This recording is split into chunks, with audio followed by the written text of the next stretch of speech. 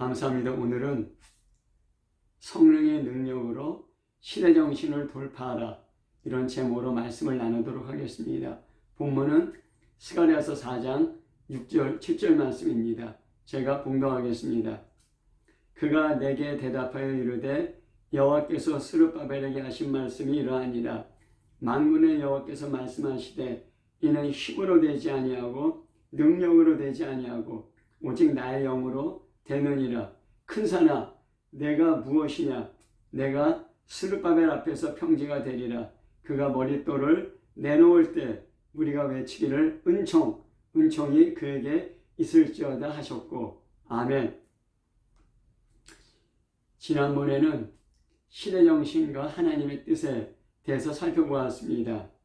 그 시대정신은 한 시대를 관통하는 보편적인 정신자세, 태도를 말한다고 하였습니다. 그 시대의 특유한 사회적인 경향입니다.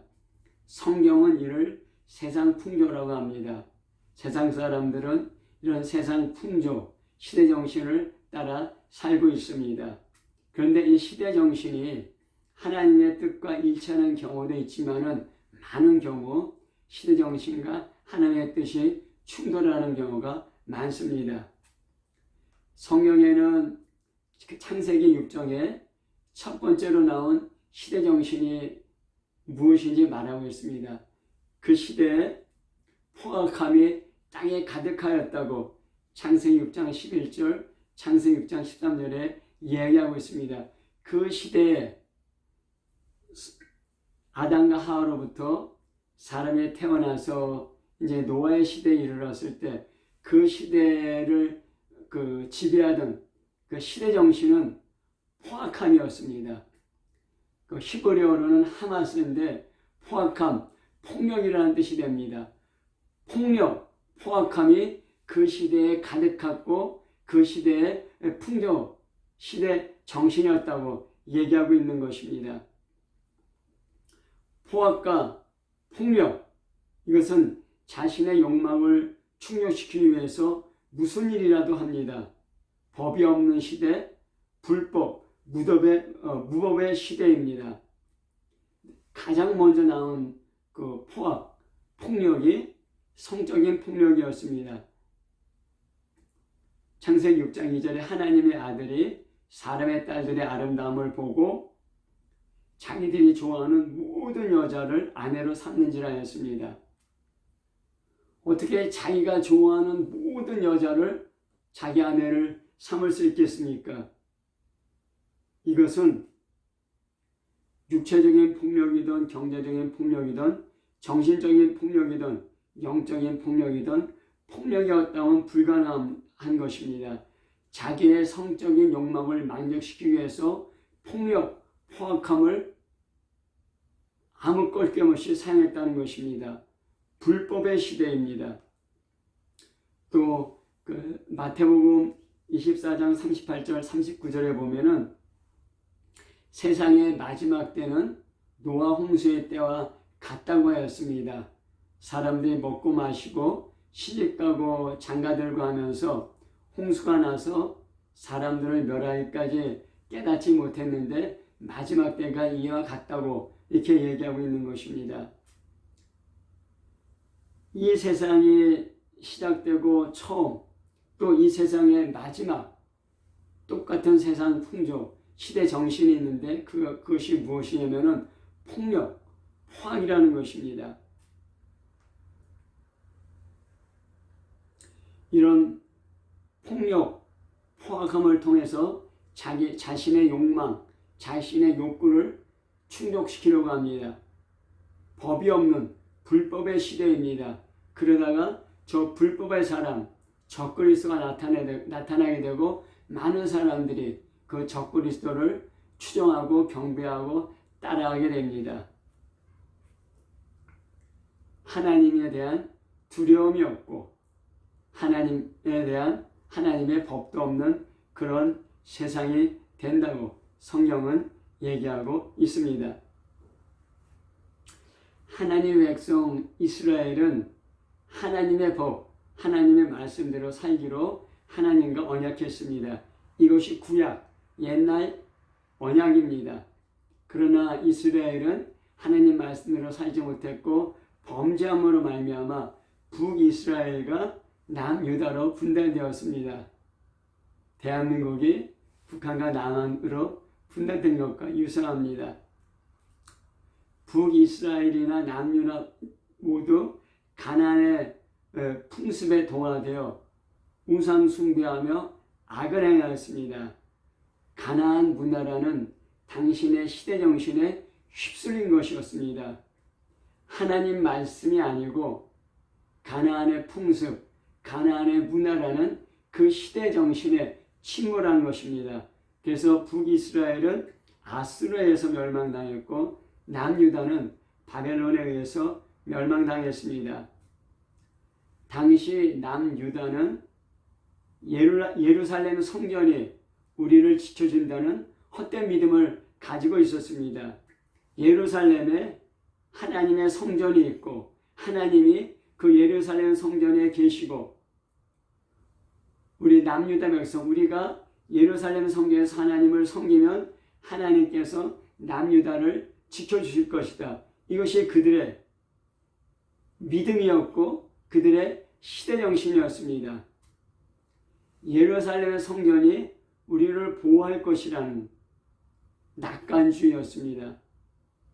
그러나 성전이 남유다를 지켜주지 못했습니다. 성전에서 아무리 예배를 그럴듯하게 드린다 할지라도 하나님 말씀에 불순종하고 거역하고 악을 행할 때 결국 바벨론의 1차, 2차, 3차 침략을 통해서 주전 586년 예루살렘 성전은 완전히 파괴되었습니다. 성전이 그들을 보호할 것이라는 그들의 헛된 낙관주의도 깨어졌습니다.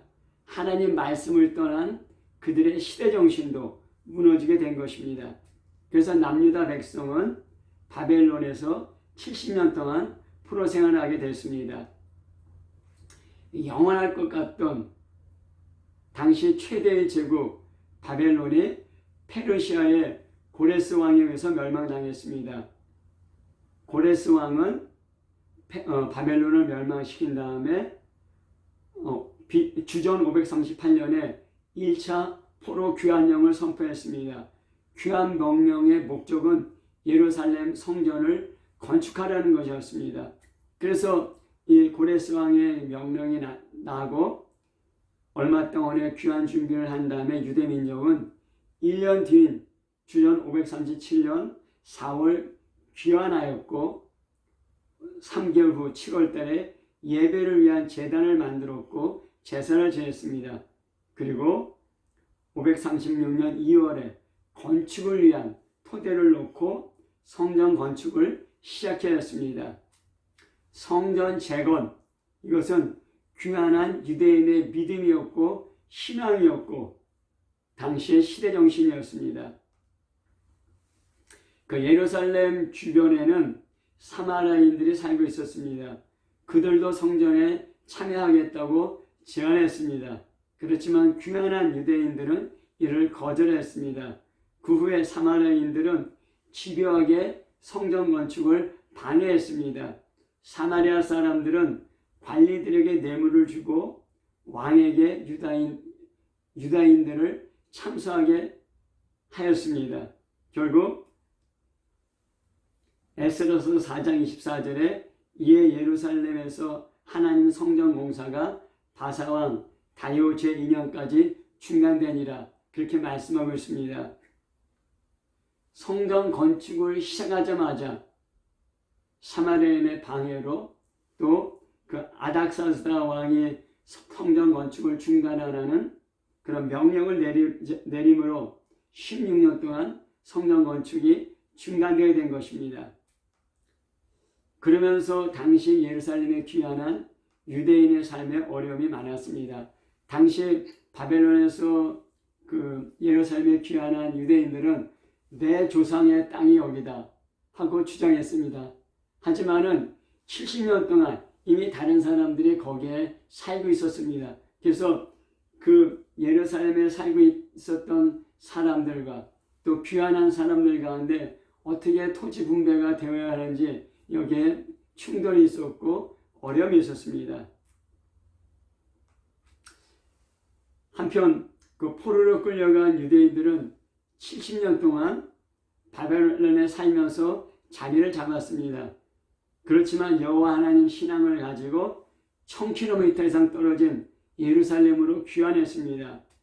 예루살렘 성전 재건이라는 희망을 가지고 험난한 길을 따라온 것입니다. 사망의 꽃이 피고 강이 흐르고 열방이 예루살렘 성전에 예배드리러 모일 것이라는 그런 예언도 있었습니다.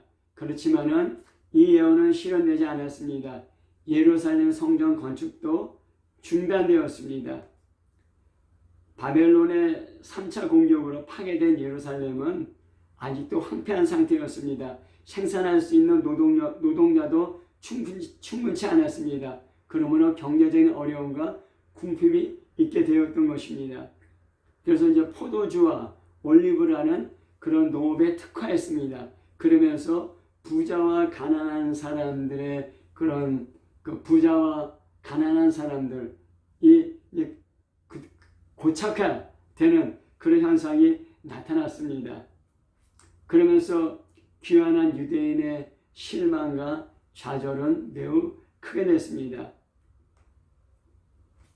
그들은 성전 재건의 꿈을 가지고 예루살렘에 귀환했습니다. 이것이 그들이 바벨론에서 예루살렘으로 귀환할 당시의 믿음이었고 시대 정신이었습니다. 그러나 성전 건축의 중단과 황폐한 생활의 어려움이라는 환경은 그들에게 넘지 못할 장애물이 되었습니다. 이 장애물을 넘지 못하고 성전 건축이라는 그들의 믿음, 그들의 시대 정신은 점점 사라지고 희미하게 됐습니다. 그러면서 그들의 마음속에 새롭게 자리했게 된 것은 성전이 아니라 내 집, 하나님의 뜻이 아니라 내가 먹고 사는 것, 이것이 그들의 마음을 가득 채우게 됐고 그들의 시대정신이 된 것입니다.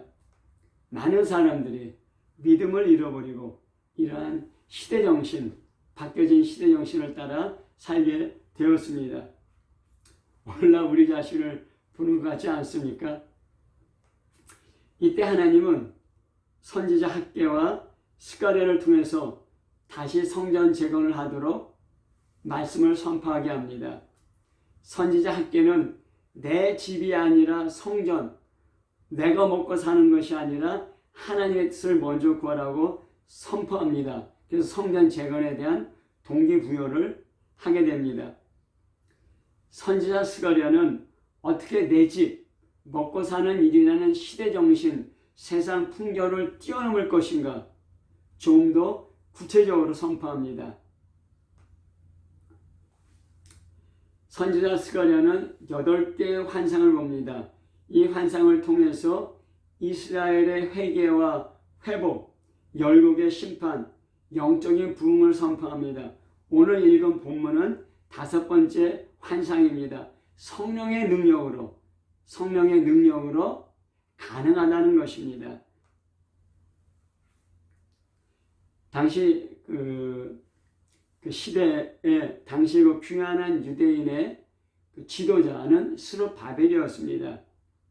스룹바벨은 바벨론으로 끌려간 유다 왕 여호야긴의 후손입니다.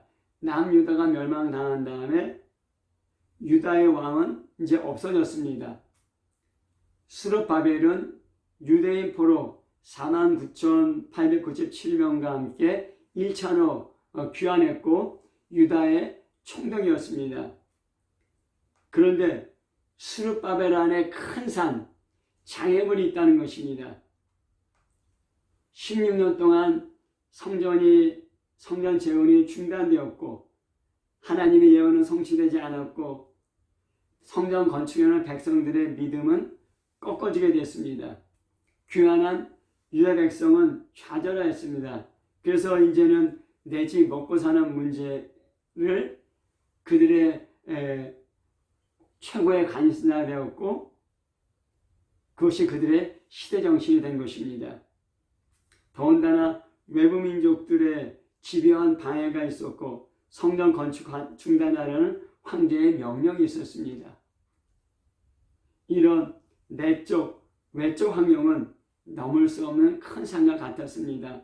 성전 재건이라는 하나님의 뜻은 실현 불가능하게 되었습니다.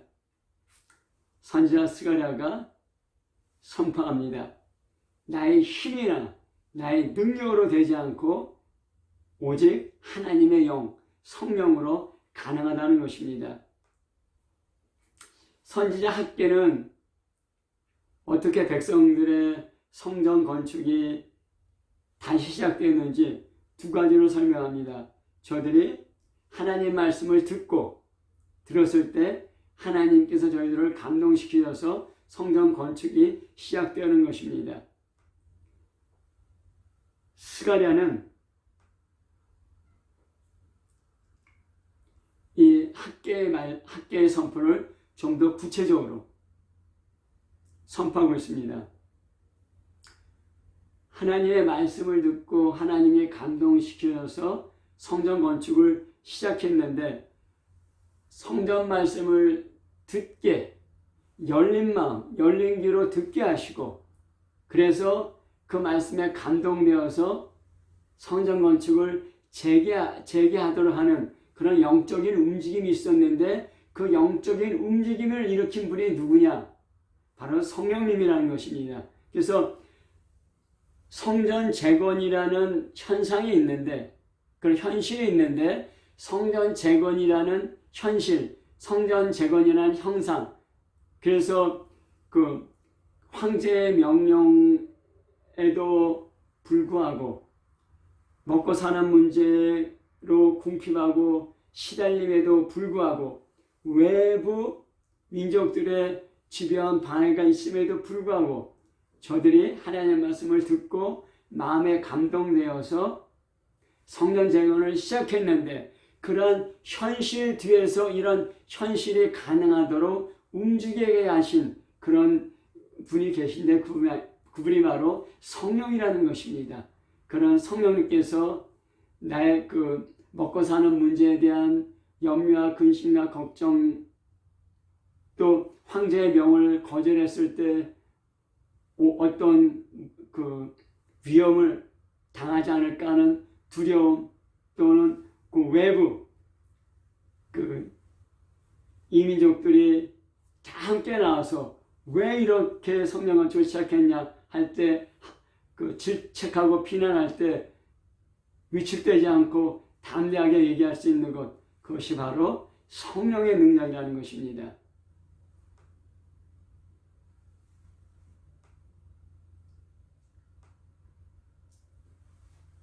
에스라서 5장 3절부터 5절에 보면은 그때 유브라데 강 건너편 총독 닷데와 스달보스네와 그들의 동관들이 다 나와 그들에게 이르되 누가 너에게 명령하여 이 성전을 건축하고 이 성벽을 마치게 하였느냐 하기로 우리가 이 건축하는 자의 이름을 아뢰었으나 하나님이 유다 장로들을 돌보셨으므로 그들이 능히 공사를 막지 못하고 이 일을 다리오에게 아뢰고 그 답장이 오기를 기다렸더라. 그런 말씀이 있습니다. 하나님 말씀에 듣고 감동되었습니다. 그래서 성전 건축을 시작했는데 주의 이민족들 그리고 총독들이 다 나왔습니다. 그래서 왜 너희들이 성전을 재건하냐 하면서 질책하면서 질문합니다. 그 총독과 관리들이 다 나와서 그런 질문하고 질책할 때 위축되고 위압감을 느끼지 않겠습니까? 근데 이들은 위축되지 않았고 위압감도 느끼지 않았습니다. 누가 이런 일을 하는 사람이 누구냐고 그들이 질책했을 때 누구가 이 일을 했다 하고 그들은 담대하게 얘기했습니다. 그 담대하게 얘기할 수 있는 그 힘이 성령으로부터 나오게 된 것입니다. 그래서 그렇게 되고 그들이 담대하게 위축되지 않고 그런 그 외부 이민족들과 총독들에게 얘기했을 때 더 이상 그들이 성전 건축을 방해하지 못하고 다리오 왕에게 보고합니다.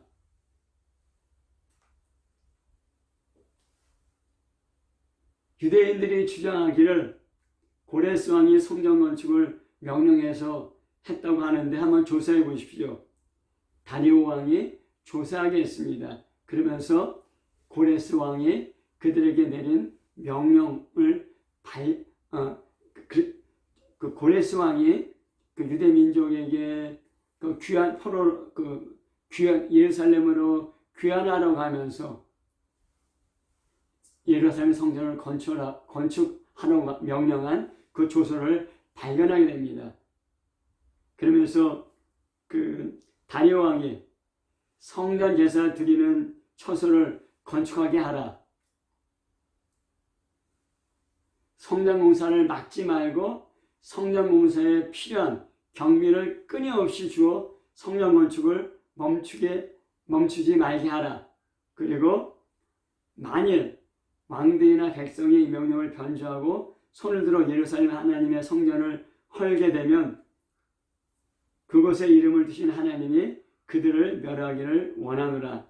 나 다리오가 조서를 내렸노니 신속히 행동할지어다. 에스라서 6장 8절 이렇게 말씀하겠습니다. 혹시 다른 왕이 일어서더라도 그 성전 건축을 막지 말라는 것입니다. 그리고 4년 후에 성전이 완공됩니다. 이 모든 일, 성전 건축을 돕는 필요한 경비들을 필요한 대로 다 주라. 혹시 다른 왕이 일어나더라도 성전 건축을 막지 말라.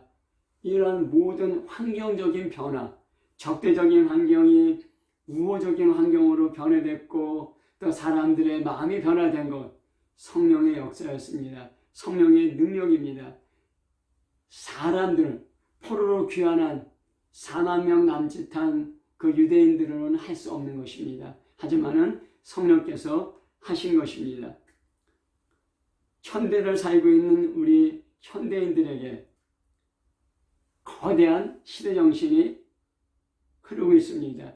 이 시대정신을 거스르기 어렵고 이러한 시대정신을 거스린다면 어리석은 사람 또는 교양 없는 사람이라고 지탄받기 쉽습니다. 이러한 시대정신을 현대사회의 시대정신을 네 가지로 볼 수 있습니다. 돈입니다. 돈. 물질주의입니다. 성전 아니고 집, 하나님 말씀이 아니라 먹고 사는 문제가 가장 중요한 것이 되었습니다. 그게 우리의 현실입니다. 또한 포스트 모더니즘입니다. 후기 현대주의의 나타나는 현상입니다. 절대적인 권위도 없고 절대적인 진리도 없다. 그러면서 우리가 서로 관용해야 되고 서로 대화로 문제를 풀어야 된다. 맞습니다. 우리가 대화로 문제를 풀어가고 그리고 상대방에 대해서 관용해야 됩니다. 하지만 성경에는 분명히 절대적인 진리가 있고 절대적인 권위가 있습니다. 하나님이 절대적인 권위, 절대적인 진리이며 성경 말씀이 절대적인 권위, 절대적인 진리라고 말하고 있습니다. 또한 종교다원주의입니다. 산 정상으로 올라갈 수 있는 길은 여러 가지가 있다. 하나님께로 갈 수 있는 종교도 여러 가지다. 그래서 다른 종교에도 구원이 있다고 합니다. 하지만 성경 말씀은 분명히 얘기하고 있습니다. 예수 이름 외에 구원받을 다른 이름을 하나님께서 주신 적이 없고 예수님이 내가 길이요 진리요 생명이니 나로 말미암지 않고는 아버지께 갈 수 없다고 분명히 말씀하였습니다. 그 다음에 네 번째가 젠더 이론입니다. 성평등입니다. 그래서 동성애도 인정해야 되고 동성애도 허용해야 된다는 것입니다. 그래서 우리가 차별금지법을 만들고 동성애가 죄라다 하면은 이게 혐오 표현이 되어서 벌금을 내게 됩니다. 이게 유럽과 캐나다와 유럽과 캐나다에서는 이미 일어났고 미국에서도 지금 일어나고 있는 일입니다. 한국에도 이런 일이 일어나고 있습니다. 예수님만이 구원이고 다른 종교에는 구원이 없다 그러면은 다른 종교를 차별한 혐오 표현이 될 수가 있습니다. 이것은 차별적인 언어이고 그래서 벌금을 낼 수 있게 되는 것입니다. 이러한 현대사회의 이러한 조류를 현대사회의 시대정신을 우리가 거스릴 때 교회 없는 사람, 미개한 사람, 정치적인 올바름, 피시가 없는 사람이 됩니다. 그러면서 세상에서 내 삶의 현장에서 왕따 되기 쉽습니다. 마지막 때가 되면은 이러한 시대 풍조, 이러한 시대 정신이 더욱더 강해지고 이러한 시대 정신의 대표자인 불법의 사람 적그리스도가 나타나고 적그리스도에게 경배하지 않으면은 많은 불이익을 당하며 죽게 된다고 합니다. 어떻게 이런 시대 정신을 뛰어넘을 수 있습니까? 수많은 사람들이 따라하는 세상 풍조를 어떻게 돌파할 수 있습니까? 성령의 능력으로 가능하다고 하였습니다. 예수님이 세 가지 시험 받은 것을 우리가 알 수 있습니다. 예수님이 성령의 충만함을 받고 성령의 인도함 받아서 마귀에게 시험 받았습니다. 예수님이 40일 금식한 다음에 몹시 시장했습니다. 그때 마귀가 네가 하나님의 아들이라면은 이 돌을 떡으로 만들어 먹어라. 그랬더니 예수님이 뭐라 말씀하셨습니까? 사람이 떡으로만 사는 것이 아니요 하나님의 입에서 나는 모든 말씀을 한다고 하였습니다. 떡 필요하지만 떡보다 더 중요한 게 하나님의 말씀이라는 것입니다. 먹고 사는 거, 물질 필요하지만 더 중요한 것이 하나님의 말씀이라는 것입니다. 그런데 예수님이 그렇게 마귀의 시험을 이겼는데 어떻게 이기셨나? 성령의 충만함으로 하나님의 말씀으로 이기신 것입니다. 성경에서 뛰어내려라. 네 자신을 과시하고 네 자신을 드러내라. 근데 예수님께서 뭐라 말씀하셨습니까?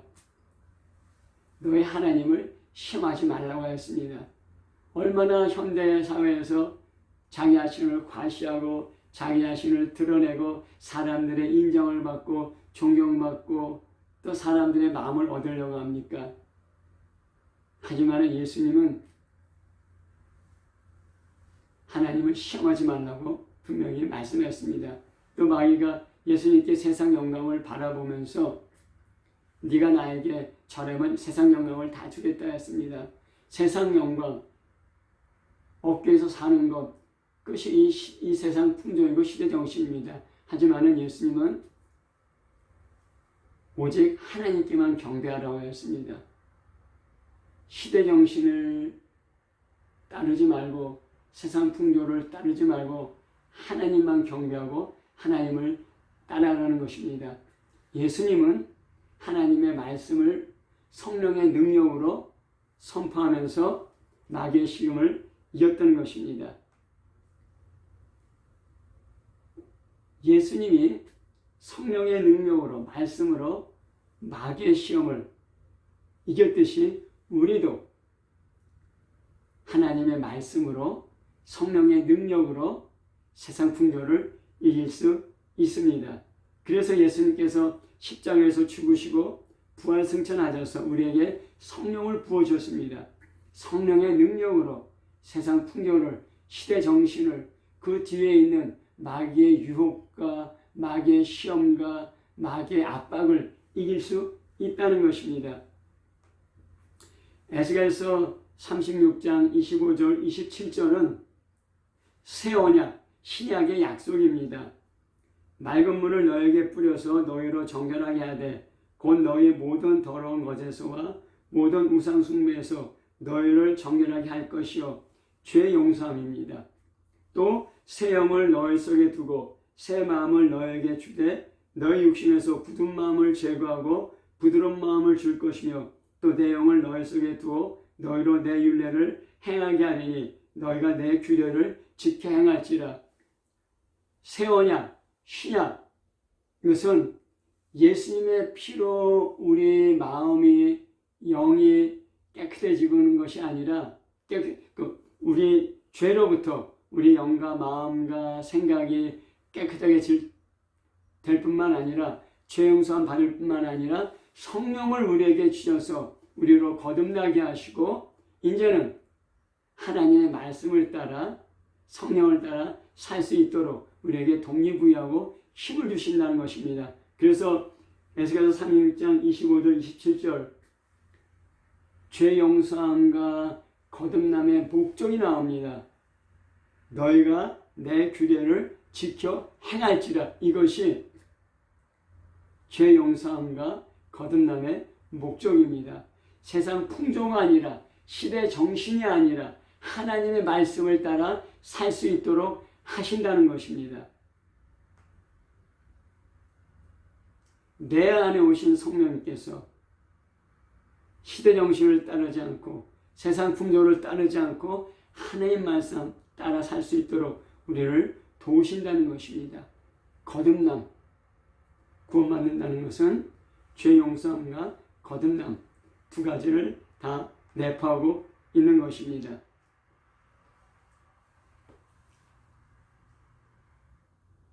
말씀을 맺겠습니다. 하비 콕스라는 하버드대 신학 교수가 있습니다. 이 사람이 1965년에 세속도시라는 책을 썼습니다. 세상이 점점 세속화되고 도시화되면서 이제는 종교의 속박으로부터 인간이 해방된다. 그래서 내세가 아닌 현세, 종교의 사회 참여, 사회 변화가 점점 더 강력할 것이다. 그래서 이전의 기독교와는 다른 형태의 종교가 될 것이라고 그렇게 이야기했습니다. 그런데 30년이 지난 후에 1995년에 하늘에서 떨어진 불이라는 그런 책을 썼습니다. 그 사람이 얘기하기를 당시 사회과학자에게 너무 영향받았다. 오순절의 영성과 오순절 영성의 부흥과 21세기 새로운 종교의 모습이 남미, 아프리카, 아시아에서 나타났다. 성령의 능력으로 새롭게 교회가 부흥되고 교회가 활력을 얻게 됐다는 것입니다. 점점점 세속화, 도시화되면서 내세계 아닌 현실에 대해 점점 관심을 갖게 되면서 유럽의 교회는 쇠퇴하고 죽었다고 말할 수 있습니다. 미국도 그러한 과정을 겪고 있습니다. 하지만은 남미나 아시아, 아프리카에 하늘에서 불이 떨어졌습니다. 성령께서 그들에게 임하였습니다. 그래서 다시 한번 새로운 생명력과 활기를 갖고 교회가 확장되고 확대되고 그리고 사람들의 삶이 바뀌게 된 것입니다. 교회 부흥이 일어나게 된 것입니다. 세속화, 도시화, 사람이 피할 수 없는 거대한 시대정신이고 세상의 풍조입니다. 어떻게 이러한 시대정신과 세상의 풍조를 뛰어넘을 수 있겠습니까? 내 힘과 내 능력으로는 안 됩니다. 오직 성령의 능력으로 가능합니다. 그래서 내 힘으로 되지 아니하고 능으로 되지 아니하고 오직 내 영으로 된다고 스가랴를 통해서 말씀하는 것입니다. 내 안에 있는 염려, 근심, 걱정, 두려움, 외부적인 환경의 어려움과 환경의 압박과 유혹, 내 힘으로는 뛰어넘을 수 없습니다. 하지만 성령의 능력으로 뛰어넘을 수 있습니다. 어떻게 해야지 우리가 성령의 능력을 얻고 이러한 내적, 외적 한계를 뛰어넘을 수 있겠습니까? 세상 모든 사람이 따라가는 그런 시대 풍조, 세상 풍조를 따라가겠습니까? 노아 식구 8명만 빼고는 그 당시의 사람들은 모두 포악함이라는 폭력이라는 세상 풍조를 따라가고 결국 노아 8식구만 구원받고 나머지는 다 물로 홍수로 멸망당하게 됐습니다.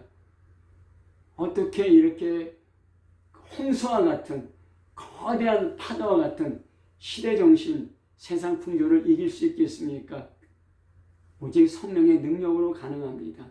하나님 말씀을 묵상하며 깨어 기도하며 성령 충만하여야 합니다. 이것 외에는 나를 이기고 세상을 이길 수 있는 방법이 없습니다. 매일매일 하나님 말씀과 기도로 성령 충만하여 성령의 능력으로 세상의 풍조와 시대 정신을 이기고 하나님의 뜻을 따라가는 복된 그리스도인 되시기를 예수 이름으로 축복합니다. 아멘.